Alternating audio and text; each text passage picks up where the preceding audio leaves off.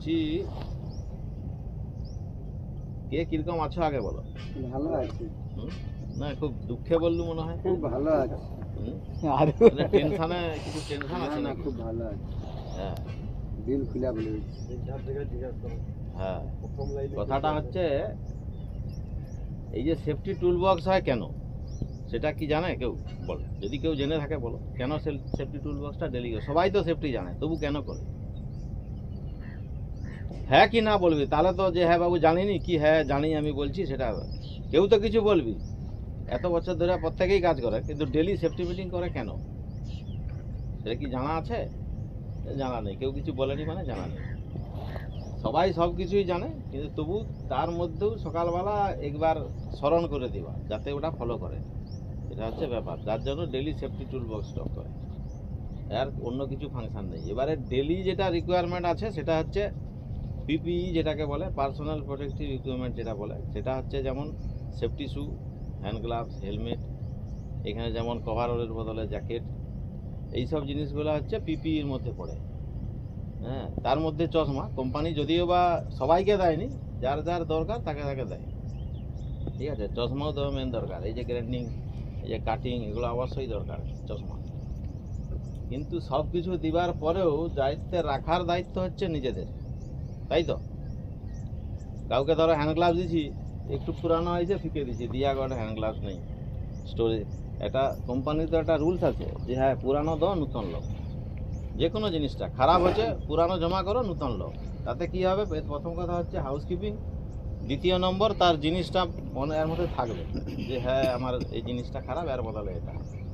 এই যে welding rod দুনিয়া ভর পড়ে আছে। স্টোরের নিয়ম আছে যে ছোট টুকরা দিলে বড় দিবে।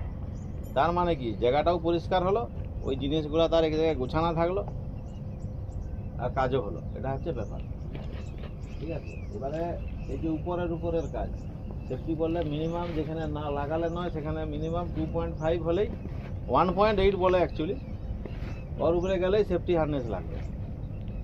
এবারে বল হার্নেস আর বেল্টের তফাৎ কি জানা কেউ? জানো কি না বলো, হ্যাঁ না বললে তবে তো বুঝতে পারবো যে সেফটি হার্নেস কি আর সেফটি বেল্ট কি।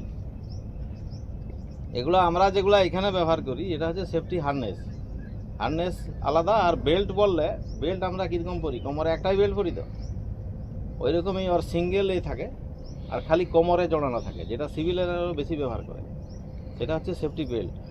আর এটা হচ্ছে ডবল থাকে আমাদের, ডবল লেনিয়ার, মানে ওই যে মানে বাঁদরের নেজের মতো যেটা থাকে ওটাকে লেনিয়ার বলে ইংরাজিতে। ওটা ডবল থাকে এবং ফুল বডি হার্নেস, ওটা মানে দু ধার দিয়ে একদম বডি থেকেই থাকে। এটা হচ্ছে হার্নেস, আর সেটা হচ্ছে বেল্ট। অনেক সময় অনেকে জিজ্ঞাসা করে সেফটি বেল্ট, কিন্তু যে বলে সেও জানেনি আর যে পরে সেও জানে। কিছু কিছু জিনিস আছে যেগুলা থিওরিও জানা উচিত, প্র্যাকটিক্যালও জানা উচিত, তাই তো নাকি? জানা উচিত না উচিত না? জানা দরকার, জেনে রাখলে ক্ষতি কি? কাজে লাগেনি সেটা পরের প্রশ্ন, ঠিক আছে। এই যে সিঁড়ি ধরে, কিছু কাজের জন্য সিঁড়ি ধরা হয়, তো সিঁড়ি ধরলে কমসে কম নিচে একজনকে থাকতে হবে, ধরতে হবে, নাহলে সে সিঁড়িটা বাই চান্স উপরে যে উঠছে ওখান থেকে স্লিপ হয়ে গেলে তখন কি হবে? এটা হচ্ছে ব্যাপার। তো মিনিমাম যেগুলো জিনিস, এই জিনিসগুলোকে ফলো করতে হবে। ফেব্রিকেশনে যদিও বা বেশি কিছু নেই, তাহলেও যেমন গ্রাইন্ডিং মেশিন সম্বন্ধে যে গ্রাইন্ডার, দুই গ্রাইন্ডার, তো মেশিনের আরপিএম